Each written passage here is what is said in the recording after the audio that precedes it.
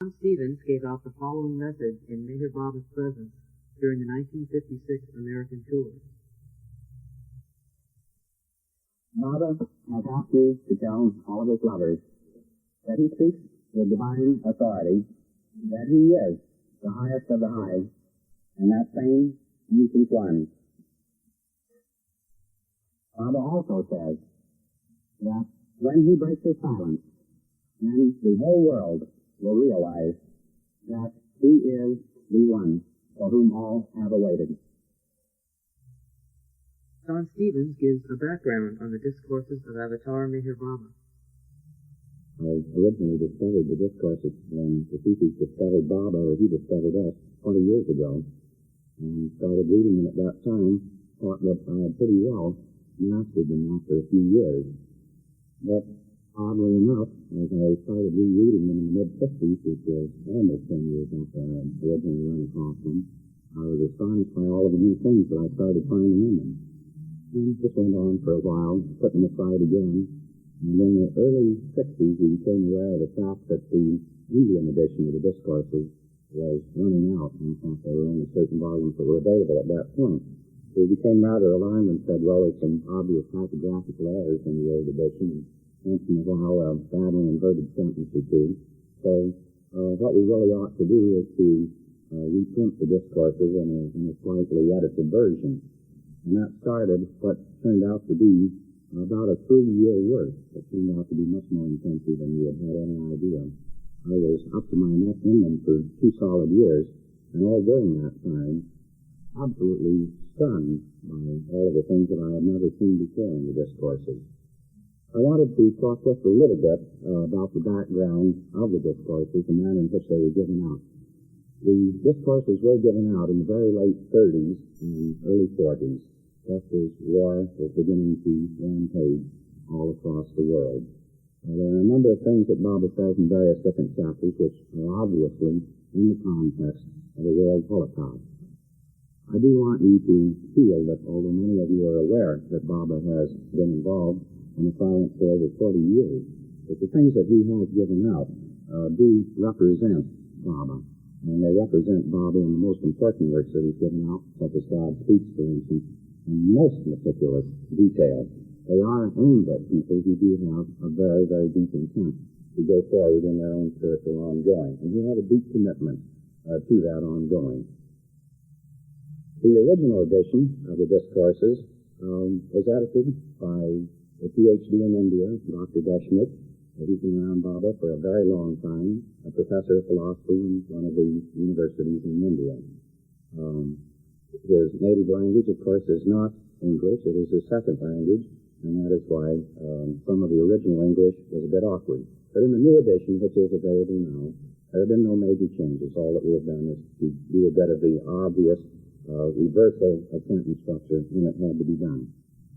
I think that the Discourses, to me, represent, let us say, Baba's intimate, detailed descriptions, suggestions, teachings in relation to day-to-day living as it would be lived by the individual who feels that he has to go ahead in his own inner life. They make the greatest sense if the individual takes them in combination with God Speaks.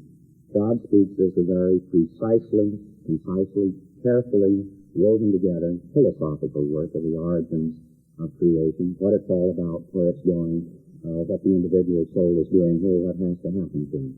So if one can wrestle with that very tightly reasoned structure that Baba gives out in God Speaks, and then, as it were, put the cross arm on it, which is the Discourses, then one has quite a fantastic combination, the philosophy of the thing and the practical way of going about it. Commentaries on the Discourses of Avatar Meher Baba by John Stevens. Part 1, The God-Man.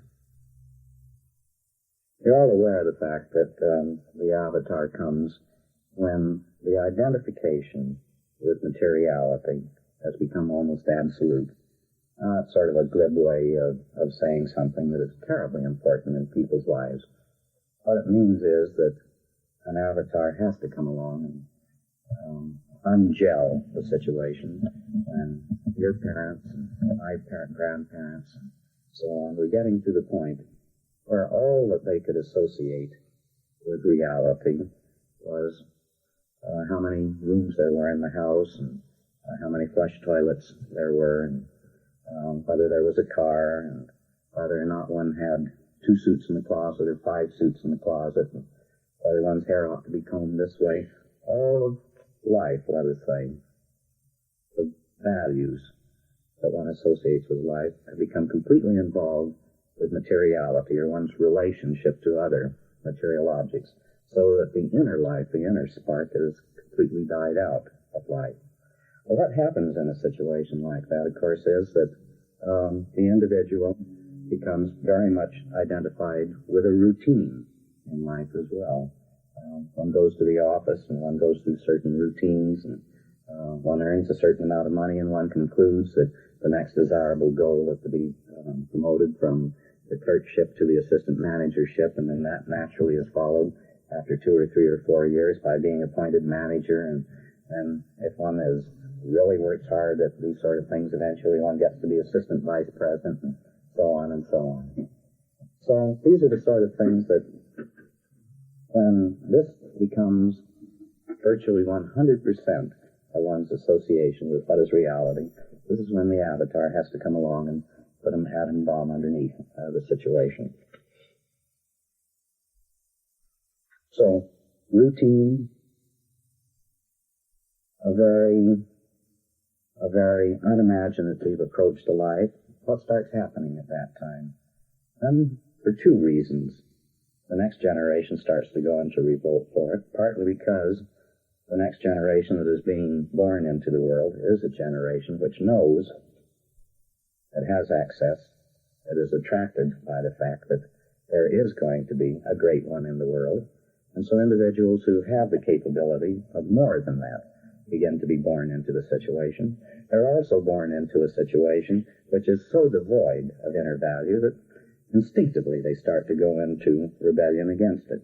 Now, that's the point where I want to pick up the story. I've sketched the part so far that you're completely familiar with as to why an avatar is necessary and what the high signs on the high road are of when he comes in.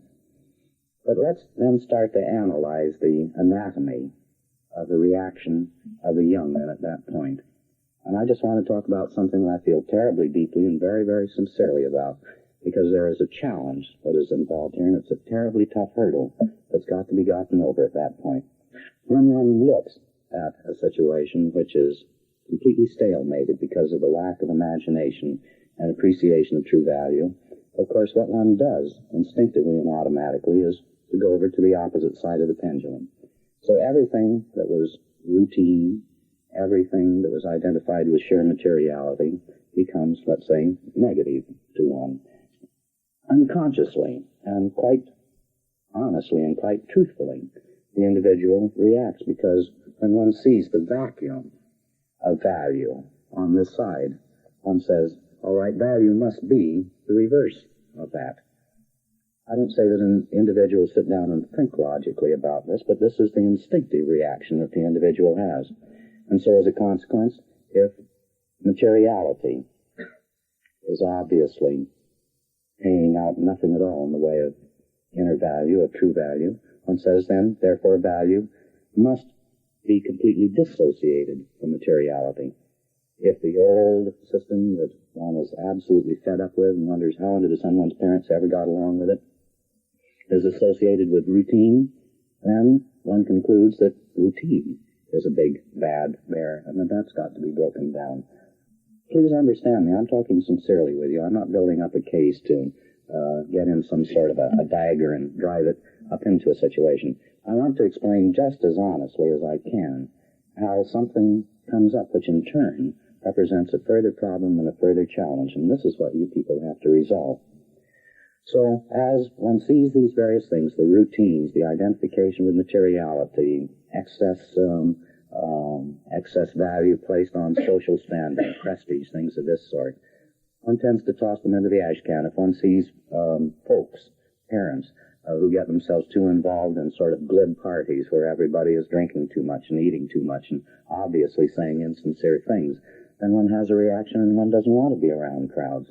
There are all these things that one reacts against in life, and the tendency is to react exactly to the opposite extreme. And this is natural, absolutely natural. I want to describe it as natural so that you can see that this is an inevitable consequence, but in turn leads to a further challenge that the individual has to begin to come to grips with. All right, so then what happens? All right, somewhere about this time when there is a great deal of rebellion against the old systems and the old values, and let's say enough charges of dynamite have been put under the older generation so that it is shaken. And maybe it does a certain amount of swearing at the ineptness and the lack of responsibility and maybe the unkemptness of the new generation. Still, it is shaken because there is enough that they recognize instinctively inside of themselves as being the honesty and the truthfulness of these judgments, so that they don't just dismiss them case out of hand. It doesn't happen. So here you have a situation which becomes very uneasy. All sorts of unrest is in the atmosphere. And you have a generation which then is swinging to an opposite of the things of what their parents and their grandparents had done, the manner in which they went about life. All right, this is the entry line for the avatar. And he comes along, and he starts saying a few things, and he puts some real blockbuster charges in the air, too. He starts stirring up the situation. He puts clues in the air, and he tackles certain individuals through internal leads, and he arranges strange coincidences by which you run across this trail. And this all seems rather extraordinary, and all sorts of fun stories crop up about, well, how did you meet the avatar, or how did you ever get onto the fact there was a Baba in the world? And it is. It's great fun. It's great sport. And one recognizes certain things instinctively about him. And so you begin to trust an individual of this sort and of this caliber. This is terribly important.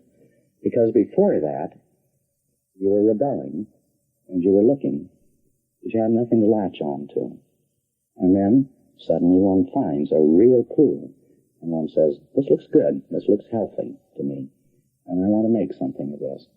And so you get down and you start studying some of the things that MeherBaba has given out, and start working away at the things that he is saying. You begin to understand a little bit of what he says creation is, where it came from, where it's going, some of the things that perhaps an individual can do to help these processes along. And from that original clue, which matched your own longing and searching, you have the strength to carry along through a certain amount of, let us say, the gaff, the disciplining that's involved in what the avatar is saying about the function of life, its purpose, and how to go about it.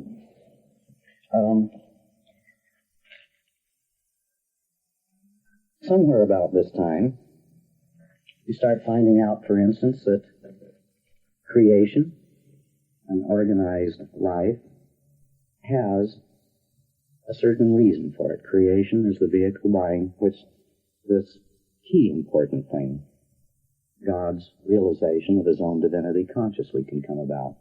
And so one finds that there is a reason for creation. It's not just something that is to be gotten rid of. One begins to find out that there is something extraordinarily basic called samskaras that Baba makes a great deal about. And you begin to understand little bit by little bit that all of human life now, from the human stage on, is occupied with gradually unraveling and wearing out and chopping through these samskaras.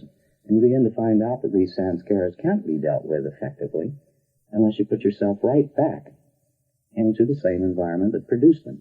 You say, oh, God, that's nauseating, but I guess maybe that's the way one has to go about it. And so one begins to understand little bit by little bit that the things that one thought before were hideous and that one had to escape from are actually the things that one has to go back to and subject oneself to again, but with a new insight as to what is involved. One begins to understand, too, that you don't reject society, because this is the great proving ground in which the samskaras wear out. They just don't wear out in a vacuum. They don't wear out in a cave. They don't wear out in splendid isolation. No, that isn't what wears out samskaras. One has to subject oneself to society. One finds out that society is also, let's say, terribly important as the milieu, the environment, in which one begins to rediscover such a thing as unity. One finds out that love springs up in relation to another individual, but also in relation to many individuals. So much, perhaps almost all, of what one was repelled and revulsed by, one finds that one has to go back and start to make one's peace with it. And it's absolutely extraordinary to see how people will take on, realistically, honestly, this sort of a load over a period of time and go right back into the middle of many things, trying to make their peace with them. But now we're getting into, this is the sort of thing we've been talking about for months and months and months, the reasons for creation, the reasons for organized society, how a mystic looks upon these things. This part of the story you also know terribly well. But the thing that I've been thinking so much about in recent weeks is then the further part of what starts to crop up about that time. Very often an individual, when he starts to put the thumb screws back on himself and say, all right, I've got to find the guts to wade back into these things and to find a way of making my peace with many of these. I've got to keep my own freshness and honesty, and yet obviously I've got to go back and live in the world and integrate with it. And so every once in a while an individual, well, let's say as it were, turn the thumb screws on considerably harder, almost unconsciously. One doesn't just, let's say, go from one extreme to another extreme and then settle down in some sort of a healthy, beautiful, golden mean at all. When one starts to rediscipline oneself, unconsciously one assumes that all discipline is a good thing. And as a consequence, there is a tendency to over-discipline oneself and to overturn the thumb screws that are involved in a situation like this. There are all sorts of things that begin to crop up that are terribly challenging at this time. When one was originally in the stage of rebellion, let me go back. I'll probably go back and forth here a half a dozen times and get you dizzy and get me dizzy too, but maybe through it all, we'll follow through something that I think is terribly real and awfully challenging. As an individual, let's say, reacted to the staidness and the lack of juice of the parental situation as it tended so often to be in past decades in your childhood, one, in going to the extreme, idealized an undisciplined life, an unstructured life. This is the sort of thing, let's say, that I suppose probably the anarchists of the early 1900s were reacting against. They were reacting against the overly staid, stuffy, terribly cruel and brutal type of industrialization that came up in the late 1800s. And so they reacted against that. They wanted freedom and they wanted air and so on. And so what did they do? They went completely to the reverse, into an anarchistic approach to life, where they glorified and idealized complete, utter lack of restraint. As they would put it, complete freedom. They didn't even want restraint, let's say, by a formalized government. Even that was suffocating. And this tends to be, let's say, at some point or another, a type of a reaction that the individual comes to. But then he runs across a Meher Baba and he realizes, no, that type of internal anarchism can't be. It's too great a luxury, and it doesn't get anywhere. And so one comes back to the disciplining. But as that disciplining goes along, there are several problems that come along. I've already outlined the first one to you.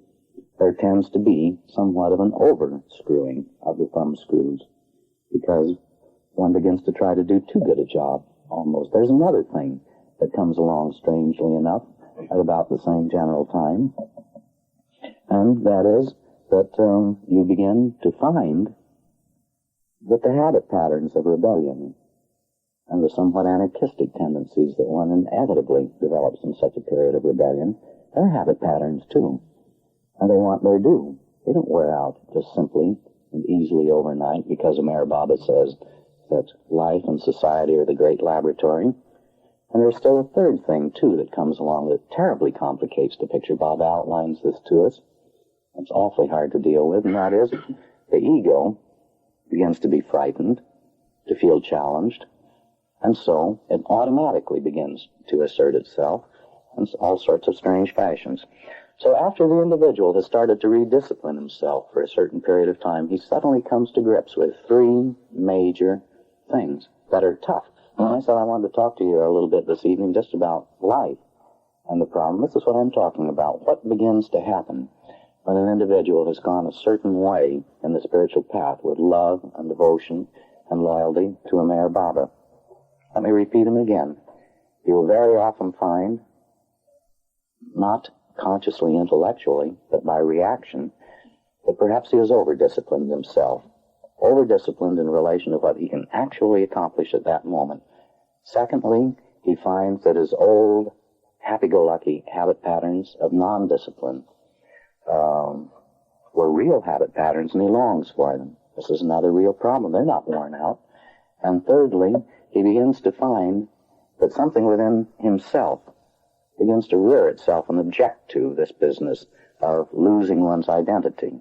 And there are all sorts of reasons and attractive formula which begin to crop up for reasserting oneself. And this produces a tremendous turmoil, an enormous turmoil if one is honest about it. Sometimes one tends to assign it over here and say, oh, maybe this is my trouble at this point. Sometimes one tries to say, oh, gee, maybe my love life isn't quite right. I seem to be growing a little stale. Or maybe one says, oh, this business of the mystic path, it's great, but gee whiz, I guess maybe I'm just not cut out for it. These are inevitable sort of reactions that an individual has when he's gone sincerely, carefully, to a certain stage in his ongoing. What very often happens at that point is that the individual, a crude individual, and there aren't many who do this, will simply, let's say, pick a scapegoat and say, yeah, I don't want anything of that because so-and-so. Maybe they suddenly say, oh, Meher Baba passed away and I don't see any signs of his manifestation. He always said he was going to break his silence. I've never seen him break his silence. I hear a lot of people arguing eruditely about this, but I think it's a lot of malarkey. I think he just fell down on the job. Or maybe one says, here in England, there's too much politics that goes around. I've had a belly full and I want to go up and do something else. This is too complicated. That person is wrong or something. But it's not often that an individual, let's say, assigns a scapegoat in order to get outside of a situation like that. Usually, let's say one says, I don't think that philosophy is quite right. But at any rate, there are these various different reasons that an individual may toss up in order to toss in the sponge and not go further. This is real, this is tough, and it takes a great deal of determination and a great deal of insight for an individual to go along in such a situation as that. Very often you will see an individual who has gone for quite some considerable period of time just unexplainably cut off ties. Very often this is simply because of the fact that the ego has taken such a battering to that particular point that it simply mounts a tremendous counteroffensive, but won't even label any particular area as being the area of counteroffensive. Believe me, your own internal ego is a real thing, and as I've said a number of times, it's almost as if it had its own independent life. And when that quasi-independent life is seriously challenged, it will tackle almost any type of situation, take on almost any sort of an excuse in order to blow it sky high, to reassert itself, to give itself another lease on life. You know as well as I do that in the long run, one's own individual ego is it can't go on. It's dead sooner or later. But it's a terribly long time in dying, and believe me, it puts up a tremendous battle. So, as a consequence, there is this very, very tough period that an individual inevitably goes through. And this isn't just because of, let's say, a lack of zip or a lack of inspiration or something of this sort. It's because one is getting down to the real tough part of ongoing. This is the part where, let's say, nothing in the way of inspiration can be of any particular help to the individual. It just comes from one's own honest facing of it out and saying to oneself, what is inevitable? What is the truth? What do I know way down inside of myself is the truth? And then facing up to the truth. You know, I've talked on 1 or 2 or maybe 10 occasions about the inevitability of the truth. There is such a thing as truth. And there is absolutely no way in the long run that you or I or any other being can escape long-term the truth. And so when an individual starts on the spiritual path, when he has formed his link to a great one such as a Meher Baba. He is starting out on the path, and it is the truth that he is going to end up with sooner or later. But it is tough. He's going to have an awful lot of reactions that are involved in the way, and there is nothing in the way of, let's say, inspiring talk or just force of logic that is going to keep the individual going along the path. And this phase of the game, what keeps him sticking to it is because he has had to become so deeply honest inside of himself that he knows he has got no other choice. And he has to become so deeply honest with himself that he knows instinctively that any individual trying to associate himself with him at that point is doing it simply in order, in some way or another, to help in this tough circumstance that has to be gotten through. Before an individual, let's say, perhaps has the type of compensating internal experiences where there's a good deal of bliss and happiness that is brought along. One doesn't have the sustainment, let us say, at that point that is brought along. The original euphoria, the love of coming across as magnificent and as splendid a creature as a Meher Baba has worn just a little bit. One has gotten a bit used to the fact that there is such a sublime being around. One has gotten perhaps just a little blasé about it. This is the tough haul period. And, as I say, it is tough for at least these three major reasons that are involved. So, one has perhaps a tendency then to go back to an undisciplined, one may say to oneself, as too straight-laced. No, that isn't really it. That isn't what one is fighting against. One may say, no, it isn't for me. No, that isn't what one is fighting against. There are all of these different things, but what the individual is really up against is trying to face out the truth. Then, what can help in a situation like that? Love. That helps tremendously. The sort of love, let's say, that you get from people who have been associated with Baba.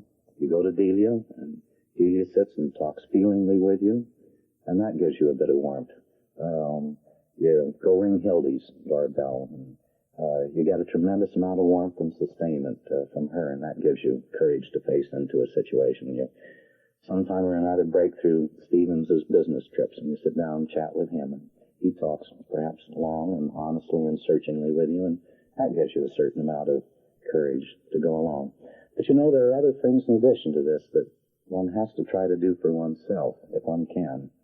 And that is just to say, no, I can't afford the luxury at this point in my life of making excuses anywhere along the line. I've got to face into this, and I'm responsible for a lot of the technique that is involved here.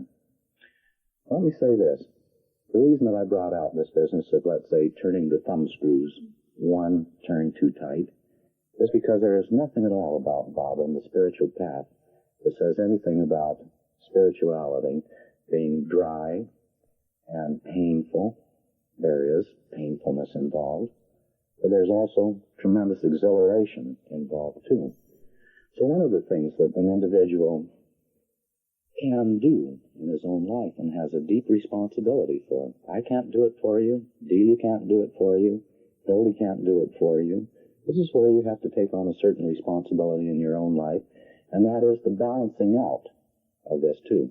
Sure, there's the taking back on of discipline in your life and structuring your life, but it isn't all that. And on the other hand, a return to an anarchistic, a completely unstructured way of life, that's not the answer either. These are two extremes. One leads to degeneration. The other leads to complete spiritual dryness. That doesn't lead to juice and vitality and reality. It's the fire between these two elements of being able to say to oneself in certain situations, it's my responsibility and I'm going to do it. And it also consists in saying to oneself in another situation, this is the time to blow the lid off and have a fun and a frolic, and to insist on it, and to organize one's life so that it shall be that way. One has a responsibility in both directions. But again, believe me, one cannot find the answer in 100% of the one or 100% of the other. You will never find spirituality in something that is as dry as bone and simply the tightening of the thumb screws through further disciplining and further disciplining and further disciplining. Spirituality is not that. It just isn't. And on the other hand, spirituality and internal development is not, let's say, just the unstructured following of one's nose spontaneously. That doesn't happen to be it either. And this will simply lead to the disintegration of the individual if he goes on too long following it. It comes from finding an intuitive balance, and sometimes it's a great deal of disciplining oneself for a considerable period of time, because every once in a while life turns up a period where for weeks or even months, by golly, the responsibilities just come awful darn fast. They're there. And so you buckle down and say, all right, this is the sort of dry period. And you wade in and you just hope that you don't run out of steam before it's done. But sooner or later, it will be done.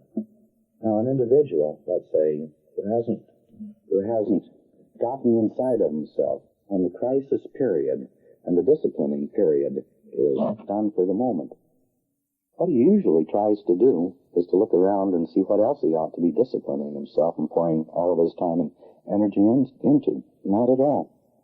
If there's anything that I can give you tonight that can be a tremendous clue to something of great value, it is to tell you that at that point you must say to yourself, this is my breather period. This is my fun period. This is my relaxation period. And deliberately going about it. It happens. You will have them. They come to you for good reason. They allow you to catch your breath. They allow you to remake your balance. They allow you to recreate the springs of just sheer fun and frolic that are so terribly important. But believe you me, then that period, in turn, is followed by another period in where there's a job that's got to be done. And you can't push it off. You can't neglect it, and then you buckle down. But if an individual tries to be, let's say, all structuring, and if he tries to be all discipline, he is not going to have the steam and the spontaneity and the juice to last out the thing. So it's a balancing between the two in the long run for which he has the responsibility. Again, this is not something that I can do for you. It's not something that Delia can do for you. And it's not something that Hildy or Adi or Joyce or the Hopkinsons or your close friend. It's not something that another individual can do. It is something that you take on as your own responsibility. It is too quick-moving, and it is too fast, and it is too personal, and it is too spontaneous a thing for another person to do anything more than to suggest the general outlines to you. But if you find, let's say, that you don't have the time and the energy to do this, what it means is you've got to go in very deeply and honestly into your own personal life and say, what is happening to my own personal life, my family life, my relationship life? Why don't I have? Why don't I allow myself to have the time for these things? And you will begin to find out that there are certain adjustments that you can make. I've talked about this any number of times in somewhat different contexts in the past. But it's a period that you're all going into now, because you've been around Baba for a good chunk of time now. And you're well beyond the sort of initial, just lovely, isn't it wonderful knowing Baba and living at a time when the strength and the force of Baba is so much in the world. You're beyond that period, and you're into the middle hall period, where the problem that I've just outlined to you is there. And it's fast-moving, it is terribly important, and it is terribly real, and it is necessary for the individual to have some sort of a grip on this, to be able to judge the situation himself. And if you find in your own personal life, in your business life, your responsibilities, that you don't have the time, the energy, and the impulse to, every once in a while, just have your spontaneous fun and frolic, and do it on your own, and to be your own natural source of it, all right, then you've got to go back and look into what are the things that are soaking your own life dry. This isn't what a Baba would want. My gracious, Baba with all of his tremendous responsibilities in relation to all of creation. I've never been around Baba when he was in complete drastic seclusion, but I have been around him at times when he's been in semi-seclusion, when the bars were pretty well up, and when he was doing very intensively his universal work, various other things that he was getting out of the way. What would he do, even at those times? Perhaps he would allow me, let's say, to come in for an hour or something like that. And part of that time would be a game of La Risque, where, Baba cheats unmercifully, and where you rub your nose on the ground or on the stone floor. There's the balance in the thing. I don't know what all Baba would do, let us say, after he would leave the Mandali Hall and go up and be with the girls, Money and Mera and Goher and Nadja, Meru, Mera. But I am sure of this, from the little things that Money has told me, that there was tremendous relaxation and a good bit of just fun that was involved in this. The avatar himself provides in his own life for the balance. What did Baba do, let's say, after a period of being out and being with hundreds and thousands of people and absolutely exhausting himself? He just didn't repeat that pattern every day. Not at all. He would go back and he'd be almost completely unavailable for some period of time. He wouldn't be lazy in these periods. But there's the contrast and there's the balance that is involved in these things. This is what is so important in the long haul. And again and again and again, this type of a balance and the shifting from one type of life to the other, from one type of responsibility to the relaxation, is so terribly essential. And this is where the individual has to start to come to grips with the thing. You can't afford the luxury of trying to make your life all responsibility. Just as you absolutely cannot afford to make your lives simply the unstructured, the undisciplined, and the so-called purely spontaneous. It's equally fallacious. But the individual has the responsibility of feeling this out and beginning to form his life so that this can happen, and he does make it happen. There is nothing, I know absolutely nothing under the sun that gives me the willies more than an individual who talks about taking strength from Baba's work. And believe me, there are a lot of them in this world. Individuals who drive themselves 18 hours a day, 365 days of work, doing Baba's work. Believe me, these are the people who end up not doing Baba's work. These end up being the dry husks, because they don't realize that they themselves have a responsibility for finding balance. This is a misconception on their part. Baba doesn't protect a person from insanity. If an individual is bound because of his own ego drive to interpret Baba in a certain fashion, Baba doesn't arrange for the stroke of lightning to come down and balance that person. No, he teaches him a tough lesson so that he doesn't get involved in the same sort of a booby trap again. So it's you and me who have to feel out these things, and Baba will give the clue. This you can depend upon. But putting it into application, it calls for you and me. So find in your own personal life the opportunity to have these relaxed periods, to have the just spontaneous periods. These are real. This is part of the balance. And this will allow you to go back into the tough crisis times. It will allow you to go back into the responsible, structured aspects of your life and take on the things that have to be done. Too much. We tend to split these things.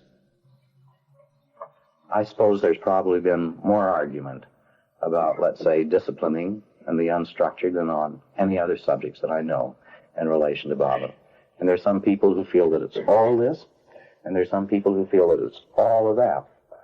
But it isn't either the one or the other. It is combination and balance in one's own individual life. And don't let anybody argue you out of it, but it's got to be all this way or it's got to be all that way. But you're the person in your life and in your own internal life who knows where the balance has got to be. You want to talk about this because, really, this is life. This is life. And this is the sort of a type of a challenge that is so terribly tough to deal with. You and I want to make these things all black or all white. It's so much easier that way. But it just doesn't happen to be that way. Suppose the ego, rather than fighting the new disciplines and trying to pull you back into your old self, actually latches on to those new disciplines.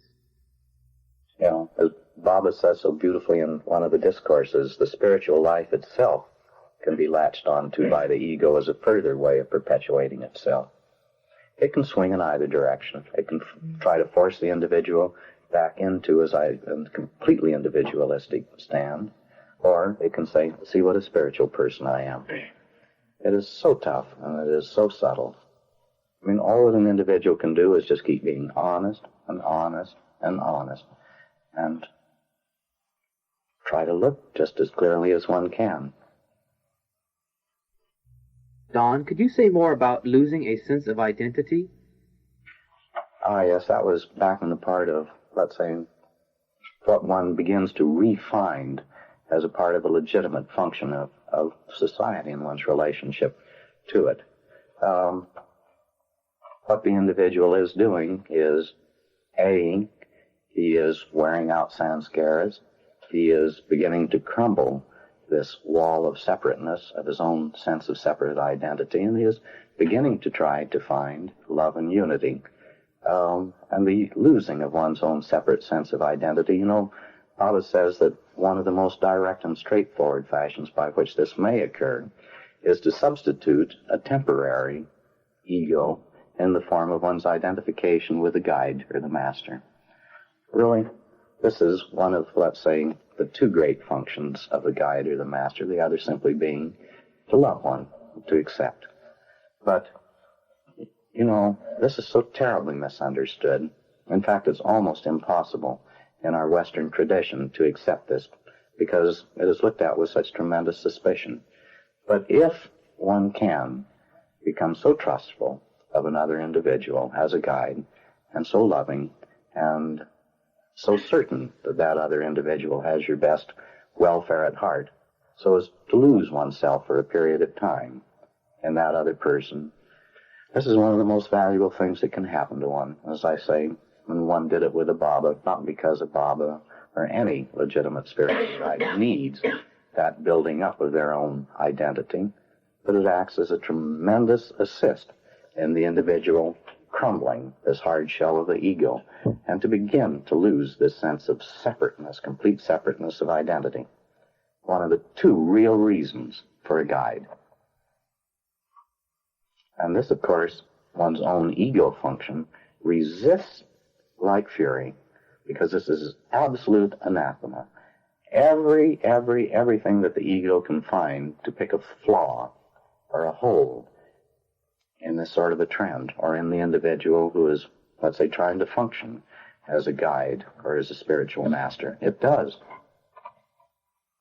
And in the long run, to be perfectly honest, if you can lose yourself in another individual, let's leave spiritual guide or perfect master completely outside of it.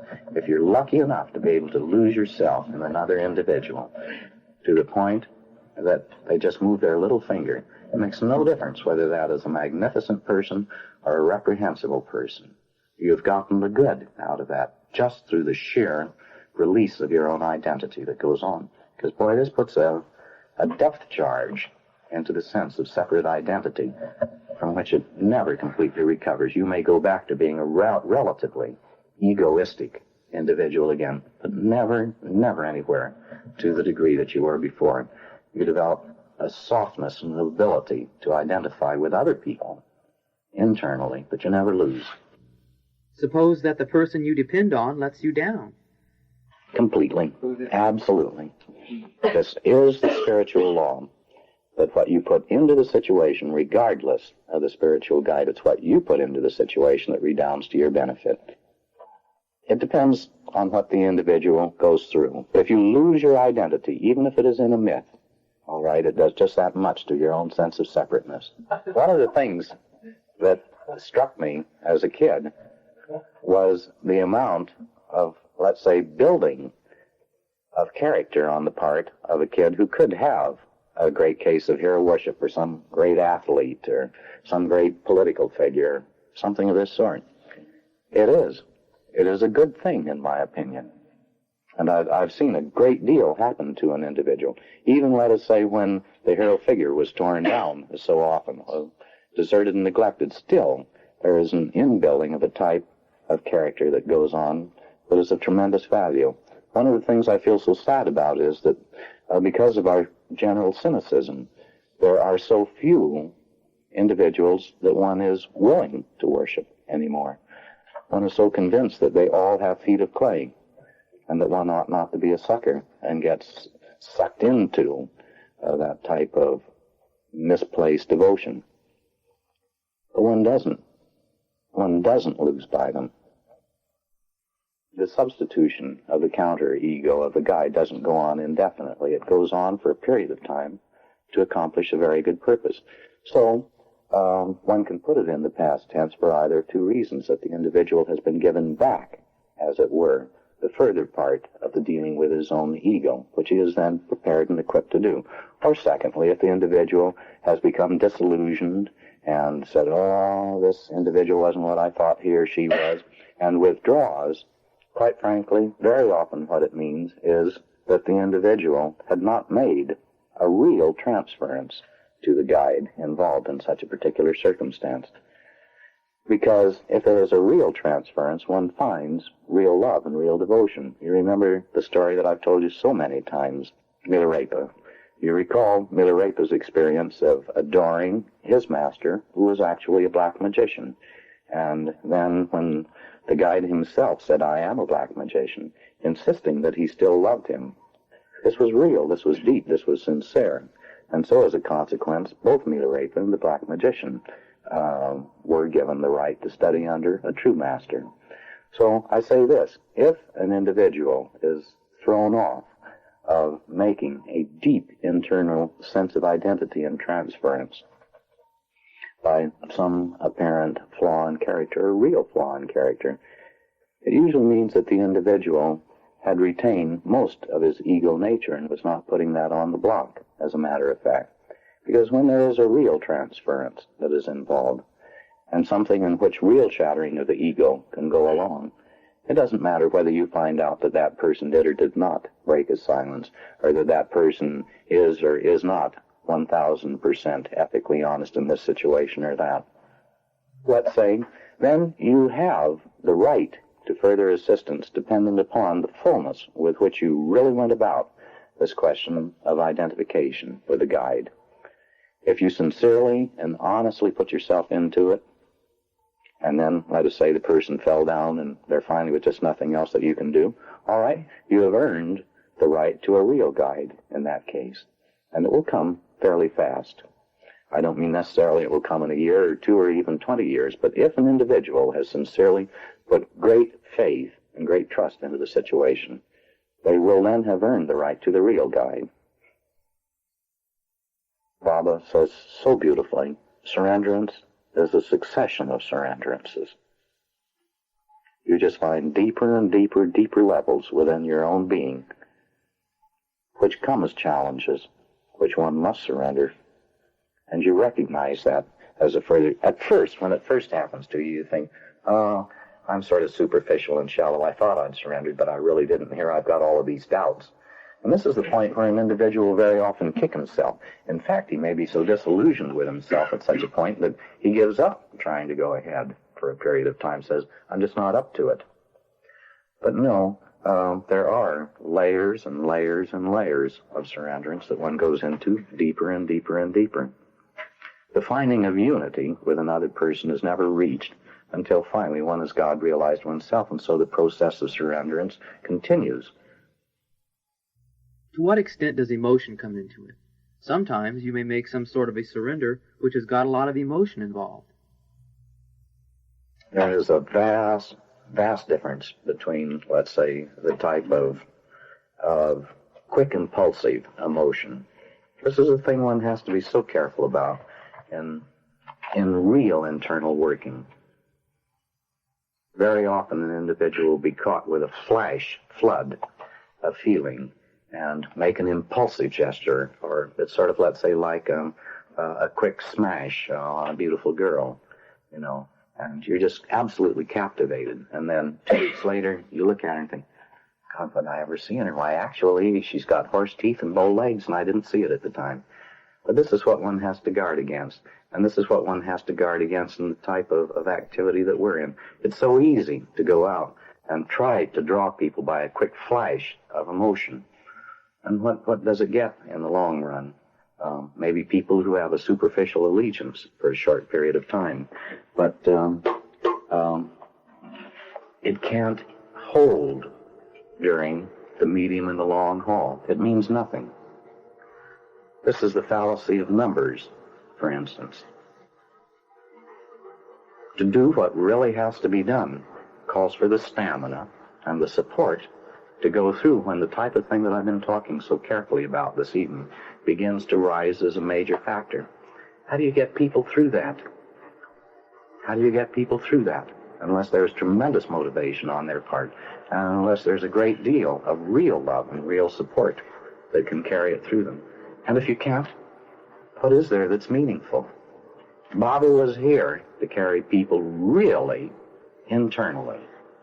Not, let's say, just to have 1 million or 100 million converts who wave a flag and cheer Jai Baba. No. Baba was here for life itself to illuminate the individual, as we discussed the other time from the universal message. And to illuminate the individual, it means that when the type of developmental problem that we've been talking about this evening comes up as a full challenge in the individual's life, that there shall be the resources, the determination, the stamina, the support to carry the individual and individuals through that. So a quick flash of emotion, no. I must admit, this is my temperament, and let me admit it honestly. I have a tremendous disdain for it, because it is so rare that it produces anything of any value that I can see. There are many things that, let's say, have a quick, fun value. But what we're in here for, and what Baba was in here for, was for keeps, for the long term. And this is why I feel so terribly concerned whenever I see something that looks to be a sidetracking from a long, careful, supported approach to real internal motion and development. Emotion is involved, but there's emotion and there is emotion. What I would much rather have is an individual who just has to do what he does, because he knows inside of himself there is no other choice. It's got to be done this way. A person who has been, let's say, grounded to a point where he knows what reality is, and every time that he's tempted to kick over the traces, he doesn't, because he just knows so deeply and honestly inside of himself that there is no other choice, that he has got to follow through on reality. But always, then, let me bring back to the point where there has to be, let's say, the element of fun and spontaneity and relaxation in life as the contrast and as the resource giving. But no, as far as basic motivation is concerned, until one gets to the point where one can start to see God himself or have real relationship with the Baba, it has to come from one's own deep internal driving conviction there is no other way. This is what I've got to do. But one can have spontaneity as a leavening agent in it.